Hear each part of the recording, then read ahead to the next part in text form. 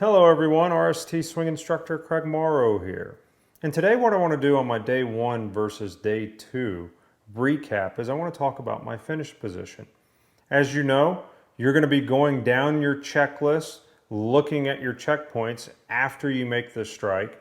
And the follow through or the finish position is something that I use every day to gather valuable information. It doesn't tell me everything, but it can give me a little bit of a window of what happened either correctly or incorrectly during the swing. As you'll see on the left-hand side, I have day 1, on the right-hand side, day 2. And so let's kind of talk about this from the ground up. The first thing that I'm sure that you'll notice is that my trail foot is rolled onto the instep on day 1. And on day 2, it's not as aggressive. Now my weight's still on the instep right here, but I'm not as aggressive with the pushing off my trail foot. You'll see the byproducts of that as we start to work our way up. Look at my lead knee and my lead hip on day 2. They're starting to become much more stacked compared to the slidey position that I had in day 1. Now this doesn't mean that I'm not getting off my trail foot. I'm just not pushing so hard, which is allowing me to stay in much more of a stacked position. As we continue to work our way up from the hip, I want you to take a look at my shoulders. The second day of practice, I had a much easier time stopping, maintaining that impact position feel through the strike. As I was pushing just a little bit too much with my trail side on day 1, I felt that I needed to catch up with my trail hand. And as I started to catch up with my trail hand, I would add a little bit more shoulder spin. These two things is where we saw on day 1 that sometimes I'd hit it a little bit fat or sometimes I'd hit it a little bit thin. But on day 2, starting to delete the excessive push, it was much easier for me to calm down my shoulders and stay in the shot.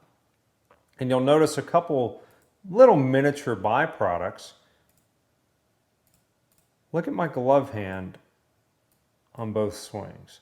You can see a lot more of my glove on this side versus the left-hand side.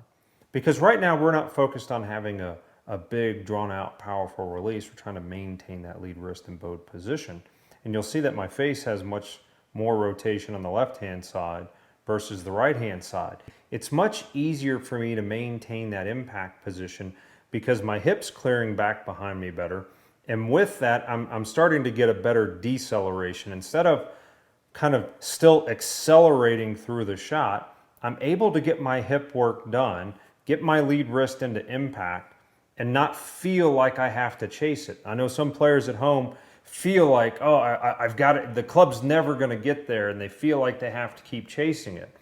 Well, the cleaner post up on the right-hand side of the screen has allowed me to really kind of calm some of the upper half items down, really start to turn off the shoulders a little bit more, turn off a little bit of excessive trail hand.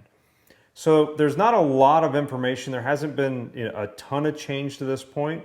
We can see some improvement, but what I want you to do as you're progressing on your checkpoints, make sure you're going about it from the ground up. That you're kind of noticing some of these, sometimes can be a little bit nitpicky, but that you're kind of noticing these items. How much is your trail foot really rolling onto the instep? How stacked are the hip, knee, and ankle joint? How are your shoulders doing? Are your shoulders ending up wide open? Or are they still relatively straight with your club right here? How's the club face? Are you tending to flip it over? Can we still see a little bit of glove hand here because our focus is on impact? So make sure as you're going through your checklist, look at this finish position. You can, compare to your prior swings as I'm doing here, or just really analyze what's going on from the ground up. And typically that's the way that I look at swings because that's where I'm going to start to see problems first.